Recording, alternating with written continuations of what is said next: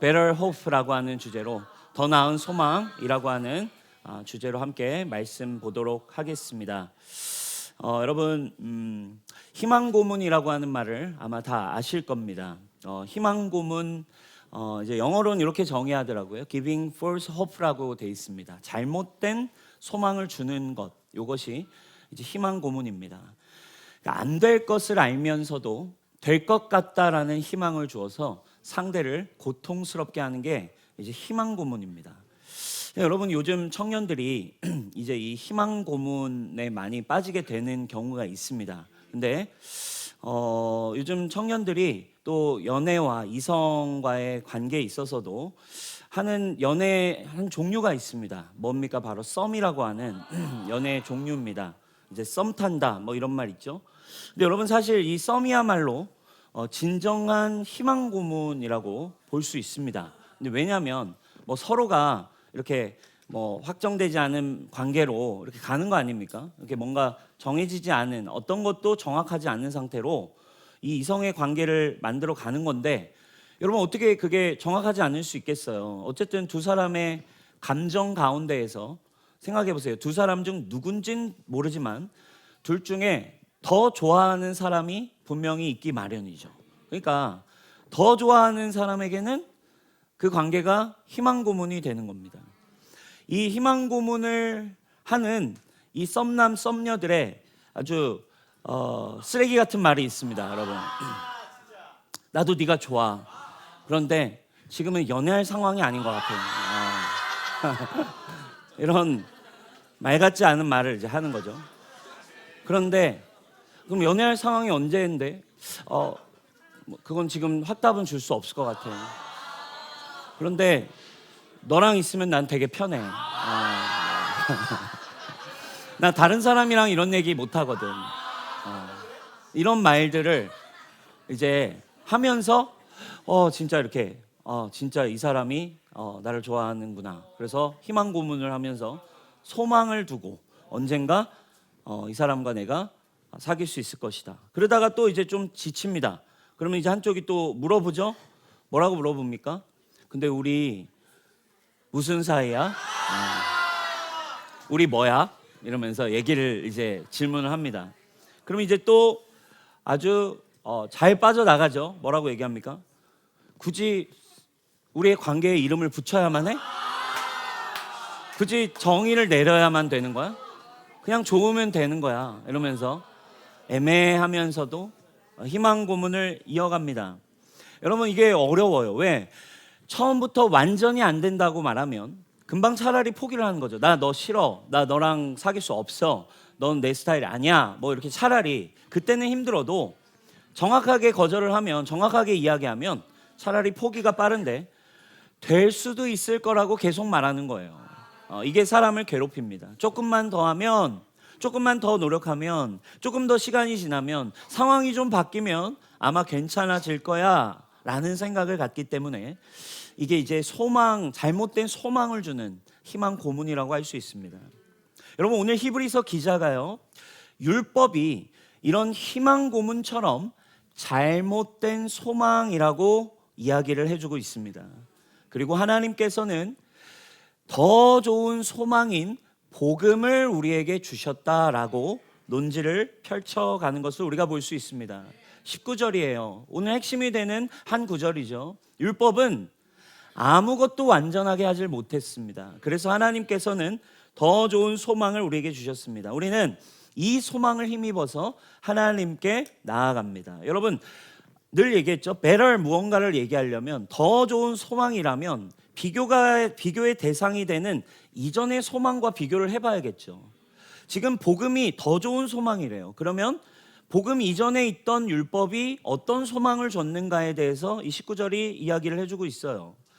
율법은 하나님께서 예수 그리스도의 복음을 주시기 전에 그의 백성들에게 구원받을 길로 주신 하나님의 말씀이고 하나님의 뜻이었습니다.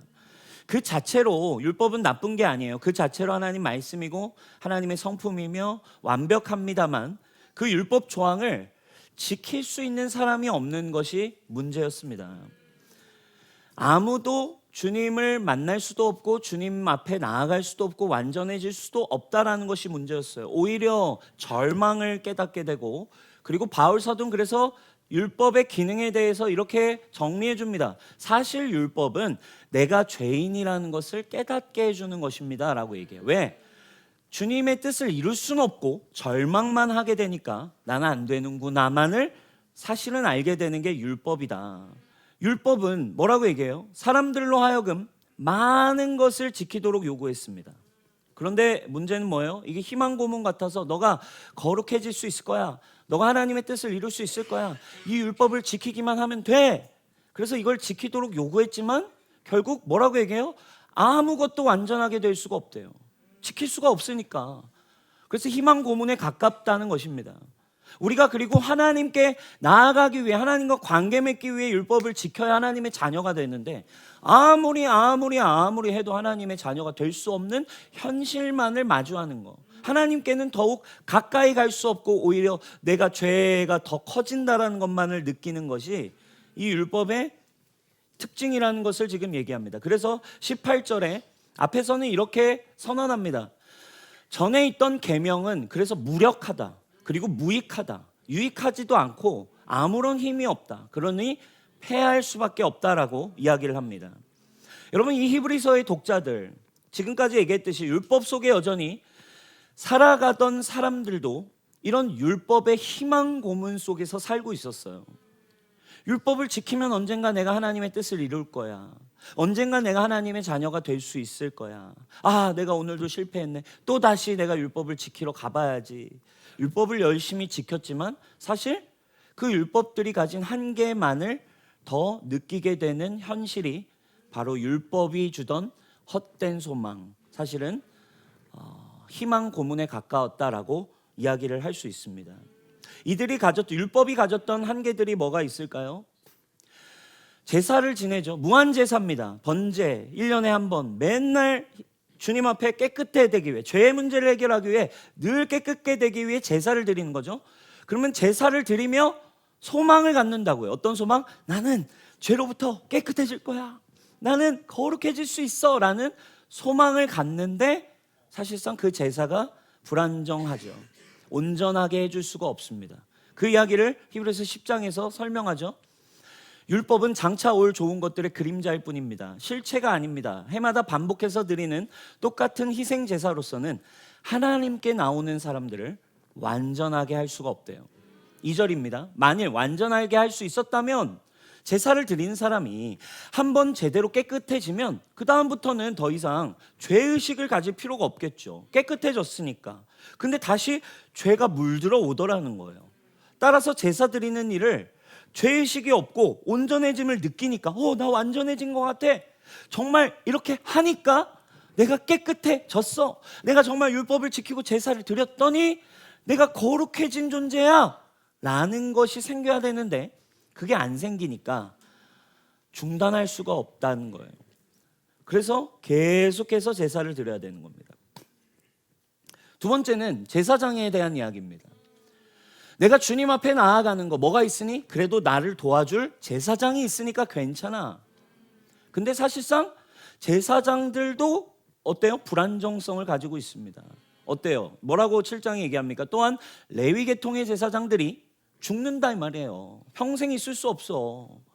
매번 계속해서 해줄 수가 없는 죽음을 가진 인간이기 때문에 그 직무를 계속할 수 없어서 사람 수를 늘린 거예요. 왜?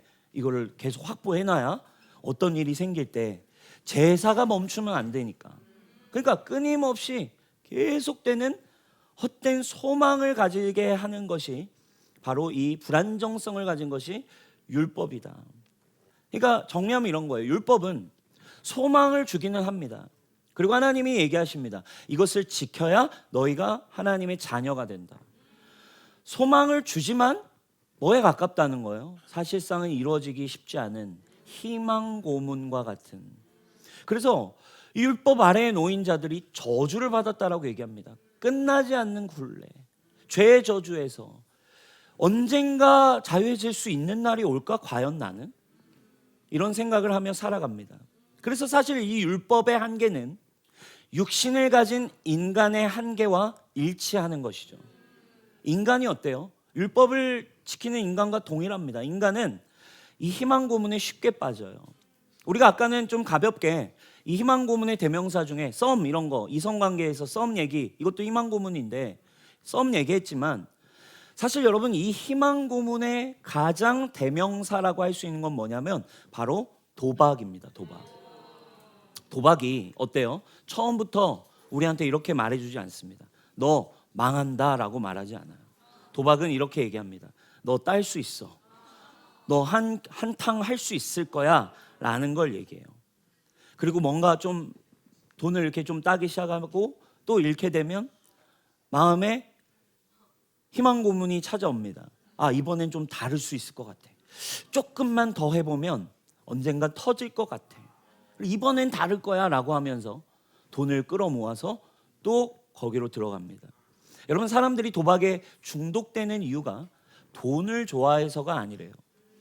확정되지 않은 이 가능성의 굴레에 사로잡히기 때문에 중독에 빠져버린다라고 합니다. 아까랑 똑같아요. 확실하면 확실히 안 되는 것을 정확하게 얘기해주면 멈출 수가 있어요. 가능성이 아예 없다라고 얘기해주면 포기가 되는데, 이 가끔씩 되는 구조가 사람들을 거기에 붙잡아 둔다는 거예요. 언젠가 내가 그 사람과 연인이 될 수도 있을 거다.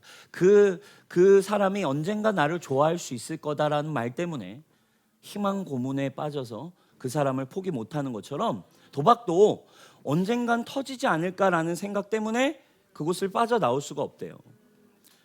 그리고 어떻게 됩니까? 하다가 자신만의 원리와 방법이 통했다라는 착각을 또 만들어집니다. 여러분, 이게 심리학에서 전문 용어로 변동 비율 강화 계획이라고 부른대요. 변동 비율 강화 계획이 뭐냐면 이게 언제 보상이 나올지가 알 수가 없는 구조입니다. 그러니까 도박은 보상이 불규칙해요. 그러니까 예를 들면 이 시스템을 세팅할 때 기계 같은 거, 예를 들면 여러분 뭐 어떤 시스템을 세팅해 놓을 때 10번 중에 한 번은 돈을 버는 신호를 넣어놓고 계획을 넣어놓는 거죠. 근데 이게 어때요? 변동 비율이 불규칙합니다. 그럼 10번에 한 번이지만 10번 중에 두 번째 이거를 내렸는데 두 번째에 대박이 터졌어요. 그럼 사람이 뭔가 대박, 또 하면 또 될 것 같아 라는 마음이 드는 거죠. 근데 8번을 7번을 날린 뒤에 그 다음에 또 첫 번째 했는데 된 거예요. 그리고 또 9번을 날립니다. 근데 그 다음번엔 첫 번째가 아니라 10번째에 터지게 되면 20번 이상을 이제 꽝이 나오게 되는 그런 구조인 거죠. 그러니까 언제 보상이 나올 수 없는 구조인데 사람들은 한두 번 그래도 되는 느낌이 오니까 뇌가 그 다음일 것 같아.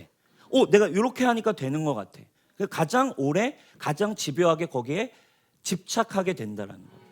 여러분, 이거 사실은 우리 모두 다 경험해 왔습니다. 여러분, 옛날에 문구점 앞에 가면 짱깽뽀 졌다 이런 거 있어요. 이겼다 하면서 뚜두두두두두두두두 돌면 코인이 다다다다닥 나오는 거 해봤어요, 여러분? 짱깽뽀 그거 있잖아요. 그러면 그 짱깽뽀 하고 있으면요, 별의별 고수들이 자기들이 말이 맞다고 얘기합니다. 야, 그거 요 불이 켜질 때 눌러야 돼. 야, 노래 시작할 때 눌러야 돼. 뭐 별의별 자기만의 그게 다 있대요. 그래서 자기 말했는데 그때 했는데 걸리죠? 그럼 와, 진짠가 봐 하면서 자기만의 막 패턴을 만들고 자기만의 원리와 방법이 있어라는 착각을 하면서 이런 도박에 빠지더라 이거예요. 불이 들어올 때 눌러야 된다, 뭐 이럴 때 눌러야 된다. 여러분 어떻습니까? 몇 판 해보면 되기는 개뿔, 그죠? 다 쓸데없어요. 안 되게 되어 있습니다. 그냥 확률이고 그냥 되는 건데 사람들이 여기에 빠져버려요. 가장 그래서 도박이 중독성이 강하다고 합니다. 이번엔 될지 몰라, 이번엔 진짜일지 몰라 하면서 그런 순간순간에 도파민들이 폭발하고, 그러면서 어떤 걸 말하기 시작합니까? 한 판만 더, 한 판만 더, 한 번만 더 해볼게, 이러면서 빠지게 된다라는 거예요. 여러분, 도박에 빠지는 사람들은 그래서 의지가 약한 사람이라기보다 그 인간의 연약함에 가장 정확하게 공략된 사람이라고 우리가 볼 수 있을 것 같아요. 여러분, 이와 같은 원리로 지금 뭘 얘기했어요? 변동 비율 강화 계획. 언제 그게 생길지 모르는, 언제 그게 나에게 올지 모르는 그 구조에 빠져서 너무 많은 사람들이 동일하게도 인생에 대해서도 변동 비율 강화 계획에 빠져버립니다.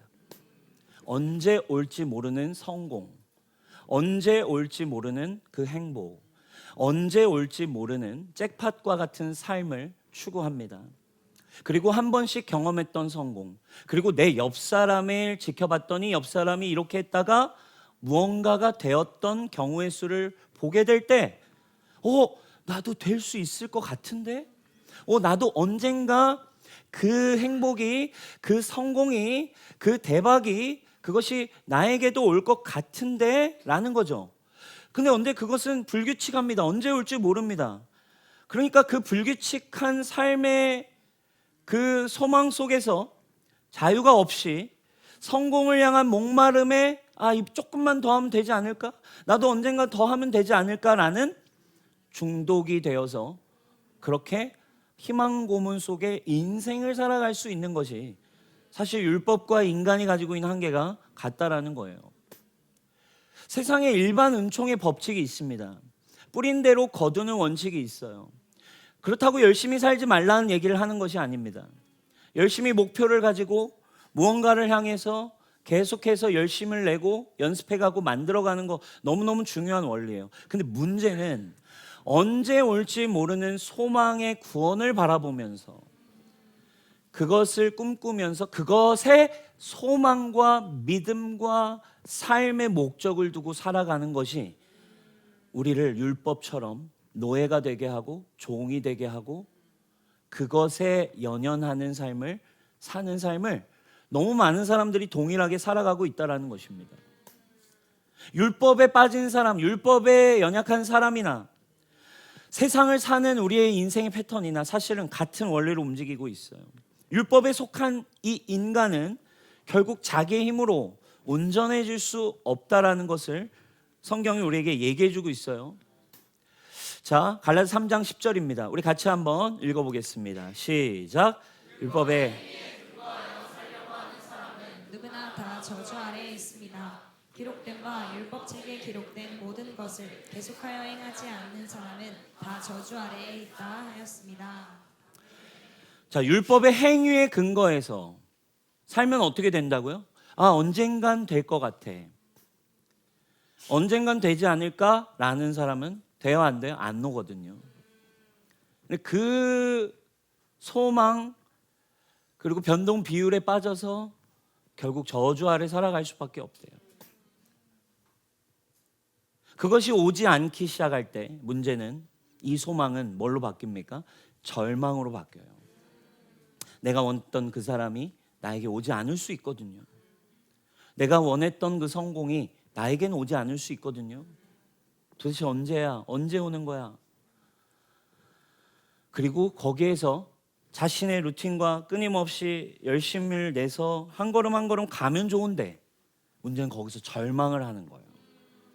너무 많은 사람들이 그래서 사실은 절망을 하는 게 문제입니다.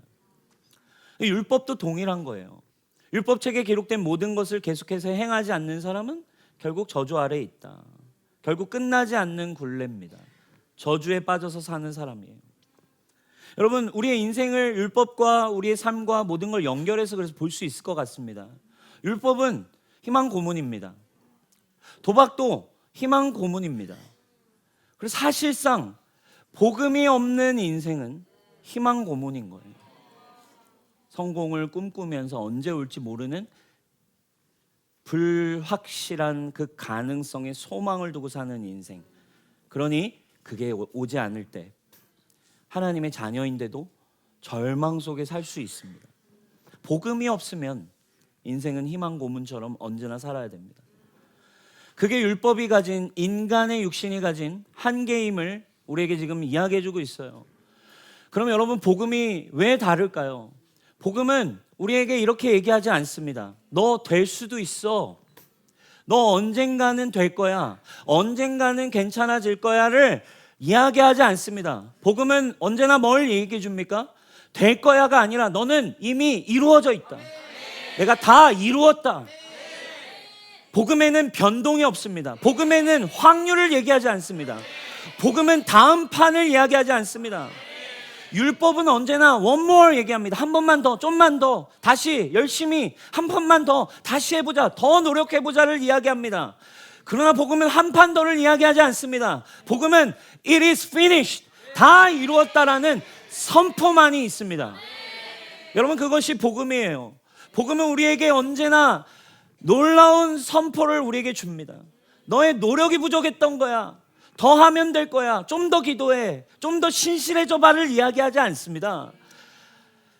예수 그리스도를 통해 우리에게 주신 복음은 너는 이미 의롭다, 너는 이미 존귀하다, 너는 이미 자유하다, 너는 이미 내 것이다. 언제나 주님이 이루어 놓으신 것들을 분명하게 선포합니다. 아리까리한 말을 하지 않습니다. 가능성을 이야기하지 않습니다. 그분이 이루어 놓으신 것을 우리에게 믿으라고, 너에게 주었다라고 이야기해주고 있어요. 율법의 소망은 영적인 도박과 같습니다. 될 수도 있다는 말이 있어요. 그러나 끝났다라는 선언을 해주지 않습니다. 그 누구도 온전케 할 수 없었대요. 여러분, 그래서 오늘 우리가 보기 원하는 거예요. 여러분들의 내면 세계는, 여러분들의 내면의 사고방식이 어떤 사고방식을 가지고 있습니까? 복음이 주는 내면 세계는 율법에 속한, 육신에 속한 내면 세계와 그래서 분명하게 차이가 있습니다. 율법 아까 얘기했어요. 뭘로 묶어둔다고요? 가능성으로 계속 묶어둡니다. 될 수 있어, 될 거야. 그러면 여러분, 내면이 어떻게 될까요? 안 되었을 때 어떤 일이 일어날까요? 안 되었을 때 뭐가 오냐면 자책감과 좌절감을 안겨줍니다. 될 수 있어, 근데 안 되면 자책이 와요. 실패의 원인을 자꾸 어디에 찾습니까? 자신에게 귀속시킵니다. 내가 부족해서, 내가 더 노력하지 않아서 그래라는 이 프로세스의 생각을 계속 가지고 있어요. 그리고 더 큰 종교성에 빠지게 되어버립니다. 그러니까 여러분, 이 율법의 내면 세계는 언제나 두려움 가운데 살 수밖에 없습니다. 될까? 되면 좋겠다. 조금 더 해보면 되지 않을까? 이거는 종교성에 빠뜨립니다. 그러니까 여러분, 여전히 하나님의 자녀인데 오늘날 크리스천들을 보면요, 이 종교성과 이 율법적인 생각과 사고방식에 빠져 지내는 사람들이 너무 많아요. 예를 들면 가다가 접촉사고라도 잠깐 나면 마음속에 벌써 이런 생각이 듭니다. 내가 이번 주에 예배 안 드리고 친구랑 놀아서 그런가? 예배 안 드리고 내가 저기에서 지금 막 나 어려워진 거 아니야? 더 내 인생이 힘들어지는 거 아닐까? 그래서 여러분, 복음은 저와 여러분들의 내면에 다른 언어 체계를 갖게 해요. 다른 사고방식을 줍니다. 가능성의 언어가 아닙니다. 나에게 소망을 두는 언어가 아닙니다. 언젠가 올 거라는 헛된 소망을 갖는 것이 아닙니다. 복음은 두려움의 언어가 아니라 언제나 저와 여러분들의 내면에 확정과 확신과 진리의 언어를 선포하는 줄 믿습니다. 아까 얘기했듯이 너는 의로워질 거야, 이렇게 하면, 너는 이렇게 하면 하나님의 자녀야가 아닙니다. 그렇게 될 수 없어. 주님이 복음으로 우리에게 오셨습니다. 뭘 선물해 주셨습니까? 내가 다 이루어서 너는 이제 정결하다. 그리스도 안에서 너는 의롭다. 그리스도 안에서 너는 이미 승리했다. 확정과 확신을 우리에게 말하는 거예요. 여러분들의 지금 인생의 언어는 어떤 언어입니까? 자기 개발의 언어입니까? 여전히 언제 올지 모르는 성공을 바라보면서 프로세스를 돌리고 있는 인생, 언젠간 나도. 여러분, 이 프로세스는 율법입니다. 이 프로세스는 육신의 한계입니다. 언젠가는 되지 않을까? 이건 여러분 끝이 없어요. 이건 결국 나에게 참된 소망을 줄 수 없습니까? 아니면 그리스도로 말미암은 믿음과 확신의 언어입니까? 자기 합리화를 하자는 게 아니라 우리의 내면으로부터, 영으로부터 찾아온 그리스도로 말미암은 참된 자유와 참된 회복이 여러분들에게 있기를 주님의 이름으로 축복합니다. 여러분, 소망이라고 하는 건 그래서 안정성이에요. 그래서 사람들은 안정성을 언제나 추구하죠.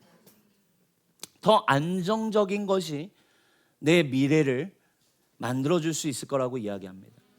그래서 도박과 같은 선택을 하지 않고 최대한 안정적인 것을 내가 얻을 수 있다면, 그러니까 여러분, 많은 사람들이 부동산, 주식, 금, 은, 더 안정적인 것들에 자신의 인생을 투자하려고 합니다. 왜? 틀린 건 아닙니다.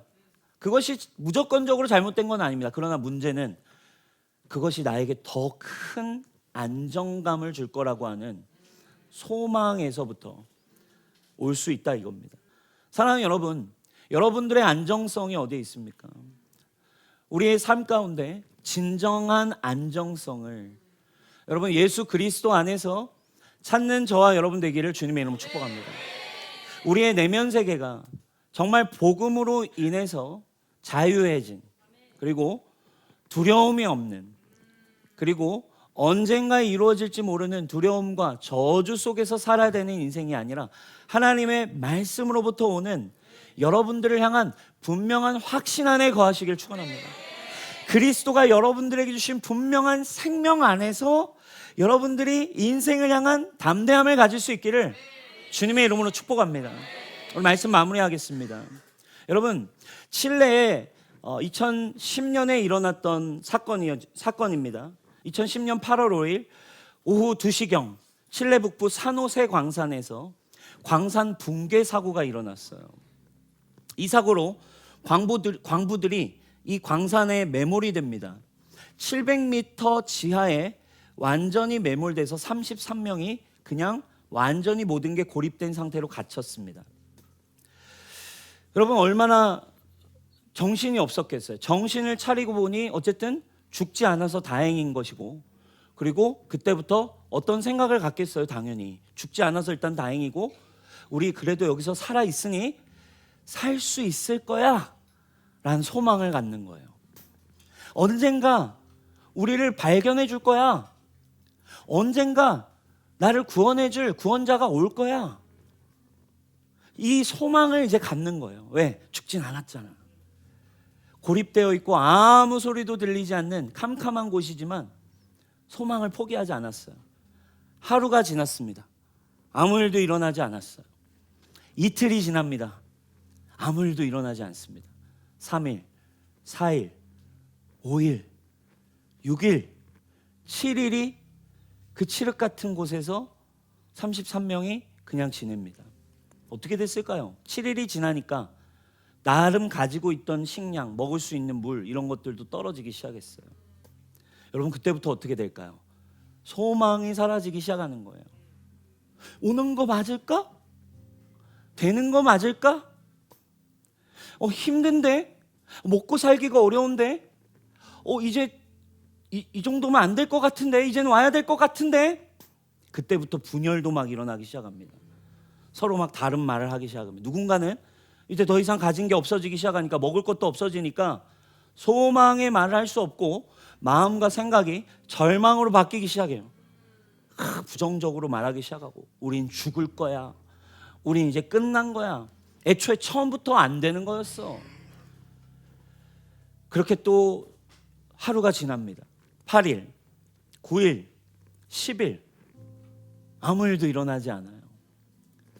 11일, 12일, 13일, 14일, 2주가 지났습니다. 사람들의 마음이 너무너무 어려워집니다.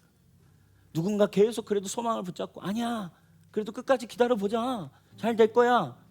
또 누군가는 거의 이미 실신 상태에 빠져 있습니다. 누군가는 이제 몸이 아파오기 시작합니다. 싸움이 막 일어나요, 서로.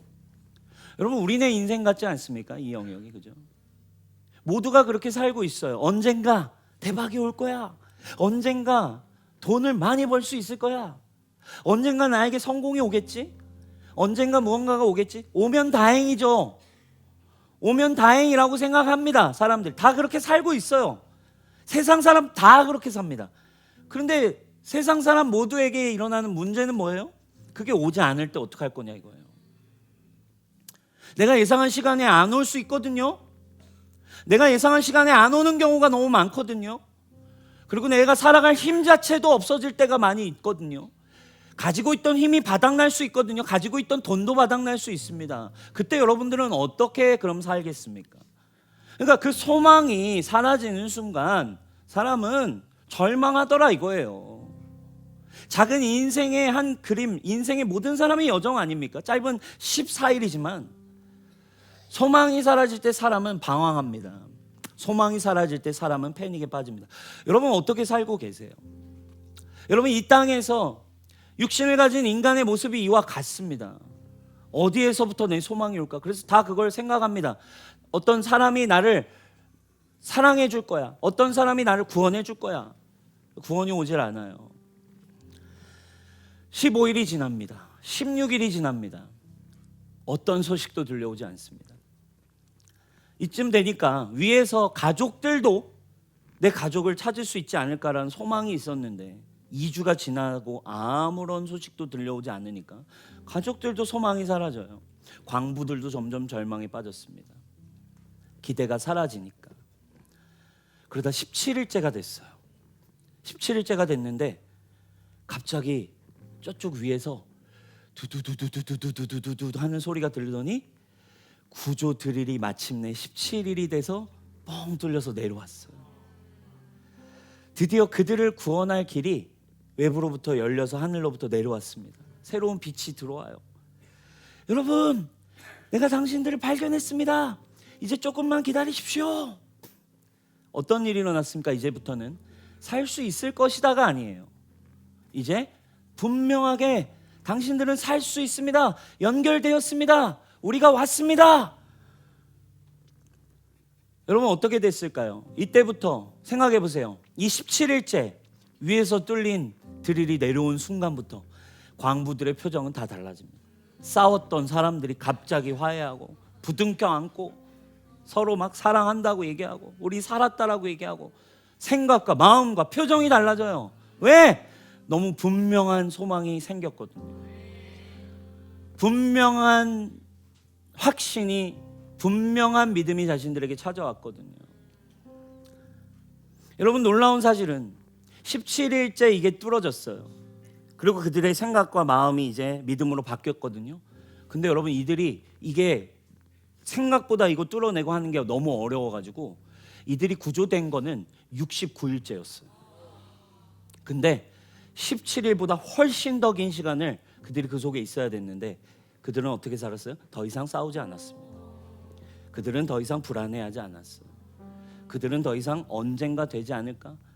순간순간 두려움은 왔겠지만 위를 볼 때 무언가 일이 진행되고 있는 걸 분명하게 확인할 때 그들은 더 긴 시간을 두려움 없이 지낼 수 있었고 69일이나 지나서 그러니까 17일에서 69일이니까 50일이나 거기에 더 있었어야 되는데 더 긴 시간을 버티고 기다리고 소망을 가지고 마침내 구조되었습니다.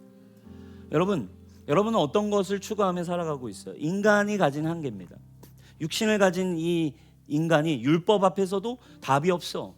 세상 앞에서도 언젠가 올지 모르는 소망, 언젠가 올지 모르는 성공, 언젠가 올지 모르는 대박, 언젠가 올지 모르는 운명적인 사랑, 언젠가 올지 모르는 무언가를 기다리면서 여기까지 좋다 이거야. 근데 이거 오냐고 정말. 예? 내가 그 사람 누군가 사랑하는 사람 만나서 그 사람만 있으면 행복할 거라고 했는데 만나서 잘 되면 감사하죠. 기다렸던 성공이 노력에 의해서 온다면 또 뭐 감사하다고 살겠죠. 그냥 자기 인생 너무 좋네 하면서 뭐 행복하네 하면서 살겠죠. 그러나 문제는 두 가지죠. 첫 번째, 기다렸던 성공이 오지 않을 때, 기다렸던 구조가, 기다렸던 어떤 소식도 나에게 들려지지 않고 계속 여기서 살아야 될 때, 그때 어떻게 사냐고. 살 힘이 없어지는 겁니다. 사람들은 자신의 기대와 그것들이 채워지지 않을 때 절망에 빠져요. 자기가 원했던 대학이 자신의 소망이었는데 대학의 입시가 떨어질 때 요즘 청소년들이 수능 끝나고 자살을 해버립니다. 절망이 너무 크거든요. 그게 소망이었는데. 여러분 요즘 초등학생들이 자살 소식이 많이 들려옵니다. 자살을 해요, 초등학생들이. 지난달에도 12살 5학년짜리 만 11살 5학년짜리 아이가 11층인가요? 아파트에서 자신을 그냥 뛰어내렸어요. 유서를 썼습니다. 삐뚤빼뚤한 어린이 글씨로 유서를 썼어요. 누가 자신을 너무너무 괴롭게 해서 자기는 죽겠다고. 자신이 기대했던 그 관계 안에서 그들이 자신을 인정해주지 않고 사랑을 주지 않으니까 절망에 빠져버려요. 그래서 인생을 끊어버립니다. 안 올 때 절망에 빠집니다. 그러나 여러분, 인간이 처한 현실이 뭡니까? 성경은 우리에게 얘기하고 있습니다. 누구나 결국엔 소망을 가질 수 없어. 왜? 결국 인간에게 찾아온 건 온전한 삶, 영원한 삶이 아니라 인생 누구나 죽음이라고 한 절망 앞에 서 있거든요. 어떻게 할 겁니까? 소망이 있나요? 여러분들의 소망은 어디에 있습니까? 영생이 올 거를 기대합니까? 그러면 영원한 행복이 언젠가 올 거라는 도박에 빠져 있습니까? 그럴 일은 없습니다. 사랑하는 하나님의 자녀된 우리 뉴스홈교회 여러분, 적어도 세상 말하지 말고 적어도 여기에 있는 사람, 여러분들의 소망은 뭐예요? 하나님 안에 있는데도 아직도 구조를 기다리는 사람처럼 불안해하며 살고 있나요? 아직도 언젠가 올 것 같은 소망이 여러분들의 소망입니까? 그것은 온전하지 않은 소망이랍니다. 히브리서 기자는 분명히 얘기합니다. 당신들에게는 더 좋은 소망이 있습니다. 당신의 힘으로는 되지 않고 위로부터 누군가 전적으로 그분의 은혜에 보내주시고 하늘 문이 열리고 당신을 위해 찾아온 소망이 있습니다. 그 소망을 붙들 때, 사랑하는 여러분, 연약한 육신 가지고 있고 안 되고 우리가 소망하고 열심히 하지만 안 될 수 있지만, 그것이 안 돼도 우리는 절망하지 않을 수 있는 힘은 영원한 소망이신, 참 소망이신, 마침내 죽음이라고 하는 한계를 이기신 부활하신 예수님이 내 안에 계시기 때문에 진리가 우리를 자유케 할 수 있는 것입니다. 가능성의 두려움에서 우리는 그래서 날마다 자유함으로 살 수 있는 겁니다. 되지 않을 수 있어도 주님 두려워하지 않습니다. 주님 원하던 것이 오지 않아도 절망이 잠깐 오지만 절망이 저를, 제 인생을 빼앗지 않습니다. 그리스도의 약속 안에 저는 이미 온전하기 때문입니다. 영원하신 예수님이 이미 내 안에 있기 때문입니다. 주님의 약속이 저를 붙들고 있기 때문에 저는 절망하지 않습니다. 이것이 참 소망을 가진 크리스천이 가져야만 하는 내면 세계예요. 이거 누리지 못한다면 아직도 이전에 덜 좋은 소망이, 여러분들의 소망, 육신의 소망, 가능성에 대한 소망은 우리를 자유케 할 수 없습니다. 진정한 구원으로 우리에게 오신 여러분 예수 그리스도를 붙드는 여러분 되시기를 주님의 이름으로 축복합니다.